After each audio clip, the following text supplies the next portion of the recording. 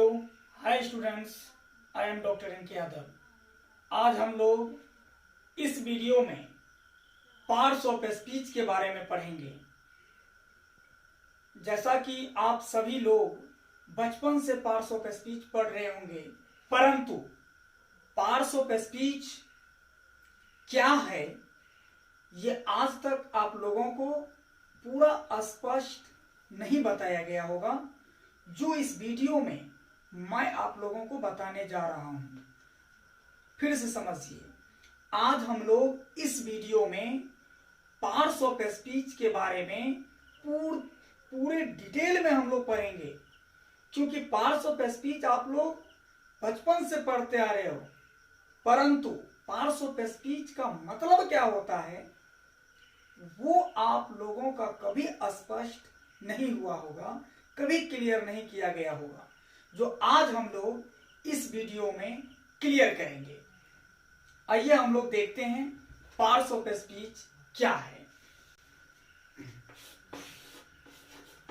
Parts of speech, parts of speech, parts of speech. Parts of speech का वैसे meaning है शब्द भेद। शब्द भेद पार्ट्स ऑफ स्पीच का मीनिंग है, शाब्दिक मीनिंग है शब्द भेद। इसीलिए यदि हम लोग इसको डिफाइन करते हैं, परिभाषित करते हैं, तो इसका परिभाषा इस तरह दिया जाता है: the major categories into which the vocabulary of a language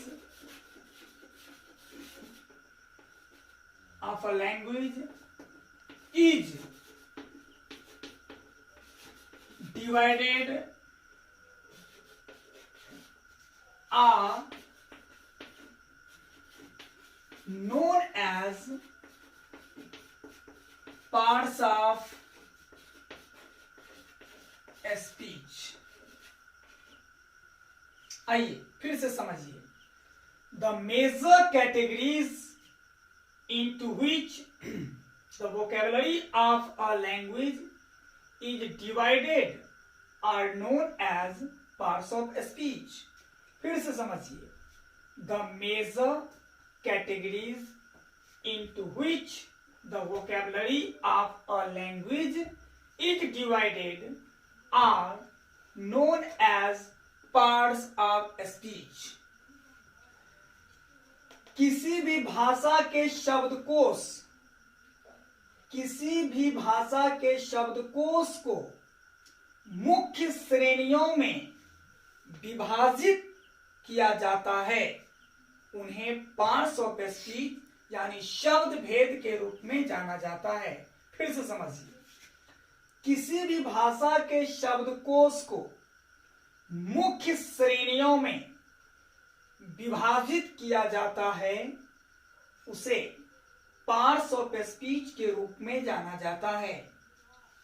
किसी भी भाषा के शब्दकोश को, किसी भी भाषा के शब्दकोश को मुख्य श्रेणियों में बांटा जाता है, उसे पार्ट्स ऑफ स्पीच के रूप में, शब्द भेद के रूप में जाना जाता है। इसके अंतर्गत क्या क्या आता है ये समझिए। इसके अंतर्गत आता है डिटरमाइनर्स, डिटरमाइनर्स। दूसरा आता है नाउन, तीसरा है प्रोनाउन, चौथा है एडजेक्टिव, एडजेक्टिव नहीं पढ़ा जाता है, एडजेक्टिव। पांचवा है वर्ड, छठा है एडवर्ब, सातवां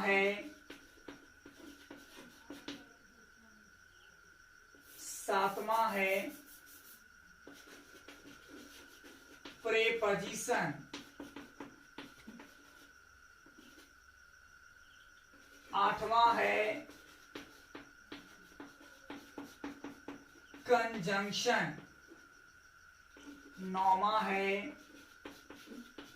इंटरजेक्शन। आइए देखिए, किसी भी भाषा के शब्दकोश को मुख्य श्रेणियों में जो बांटा जाता है उसे शब्द भेद के रूप में जाना जाता है। इसके अंतर्गत आता है determiners, noun, pronoun, adjective, verb, adverb, preposition, conjunction, interjection. फिर से उच्चारण कीजिए, determiners, noun, pronoun, adjective, verb, adverb, preposition, conjunction, interjection.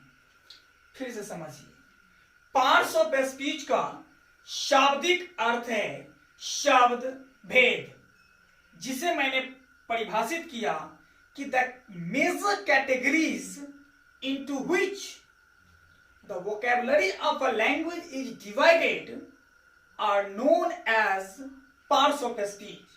यानी किसी भी भाषा के शब्दकोश को मुख्य श्रेणियों में जो बांटा जाता है उसे शब्द भेद के रूप में जाना जाता है।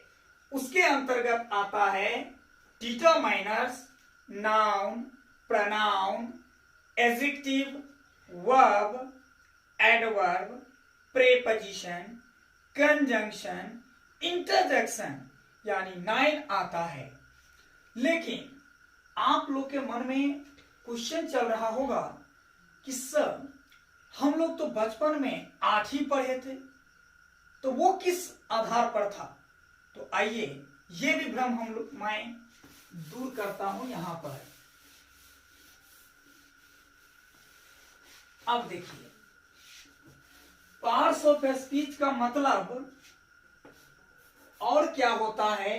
देखिए, पार्ट्स का मतलब होता है भाग, ऑफ का मतलब होता है का, और स्पीच का मतलब होता है कथन। तो पार्ट्स ऑफ स्पीच का मतलब होता है कथन का भाग। कथन का भाग, कोई भी कथन होगा और उस कथन में जितने वर्ड्स होंगे वो सारे के सारे वर्ड्स पार्ट्स ऑफ स्पीच के रूप में जाना जाएगा। फिर से समझिए, पार्ट्स ऑफ स्पीच का मतलब कथन का भाग भी होता है, क्योंकि कोई भी व्यक्ति किसी भी प्रकार का अगर कथन बोलता है, कथन कहता है, तो उस कथन में जो भी वर्ड्स आएगा वो सारे के सारे वर्ड्स कथन के भाग के रूप में जाना जाएगा। तो आइए, अब इसका मतलब हो गया कथन का भाग। अब आप लोग कहिएगा उल्टा कैसे हो गया? ये चीज हम लोग केस में पढ़ेंगे कि कैसे हिंदी में अगर निर्जीव वस्तु के साथ काकेकी आता है तो जब हम उसे इंग्लिश में अनुवाद करते हैं तो उल्टा अनुवाद होता है।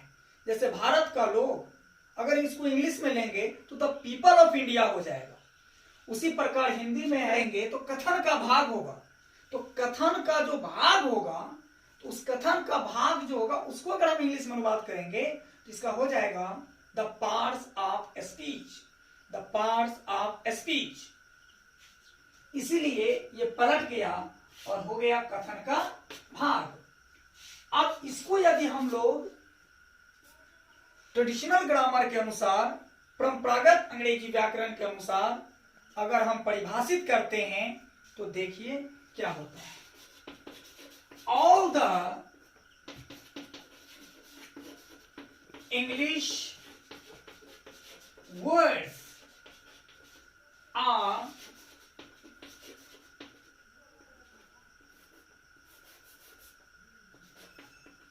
divided into 8 parts according to their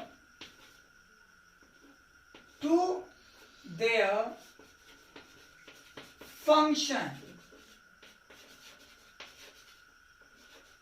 Each part is known as parts of speech. देखिए, ट्रेडिशनल इंग्लिश ग्रामर के अनुसार जो परंपरागत अंग्रेजी व्याकरण है, उस परंपरागत अंग्रेजी व्याकरण के अनुसार पार्ट्स ऑफ स्पीच को जो परिभाषित किया गया है वो इस रूप में: all the English words are divided into 8 parts according to their function.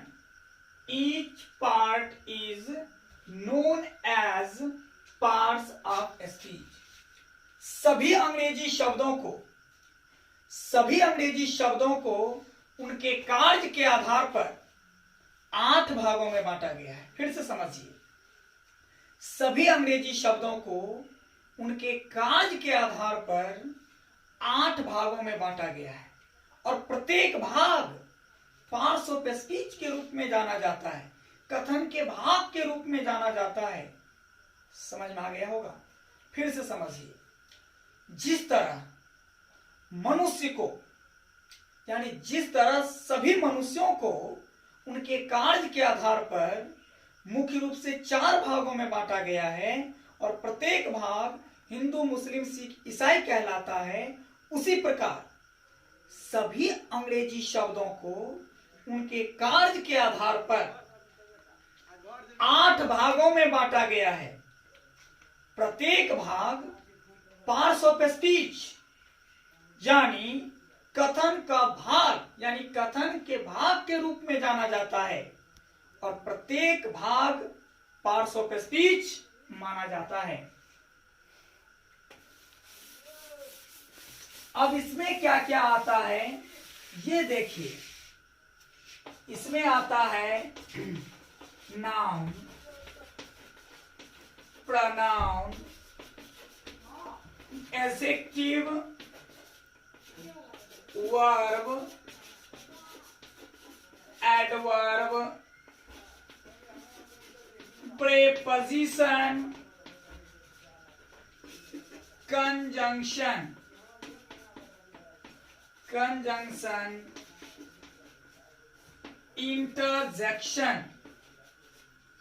Interjection यानी 1, 2, 3, 4, 5, 6, 7, 8 यानी 1, 2, 3, 4, 5, 6, 7, 8 यानी ये 8 पार्ट्स है जो आप लोग पढ़ते थे। परंपरागत अंग्रेजी व्याकरण के अनुसार पार्ट्स ऑफ स्पीच जो है, पार्ट्स ऑफ स्पीच का मतलब है कथन का भाग, कथन का भाग। इसे परिभाषित किया गया है, all the English words are divided into 8 parts according to their function. Each part is known as parts of speech. सभी अंग्रेजी शब्दों को उनके कार्य के आधार पर 8 भागों में बांटा गया है। प्रत्येक भाग पार्ट्स ऑफ स्पीच के रूप में जाना जाता है, कथन के भाग के रूप में जाना जाता है, क्योंकि कथन में जो भी वर्ड आता है वो प्रत्येक वर्ड कथन का भाग कहलाता है, यानी पार्ट्स ऑफ स्पीच कहलाता है। उसमें आ सकता है noun, pronoun, adjective, verb, adverb, preposition, conjunction, interjection.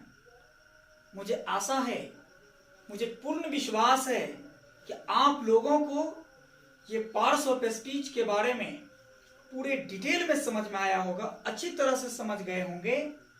और यदि आप पूर्ण रूप से समझ गए हैं तो झूठ मत बोलिएगा, क्योंकि आपका आत्मा आपको मदद नहीं करेगा, आपको गवाह नहीं देगा।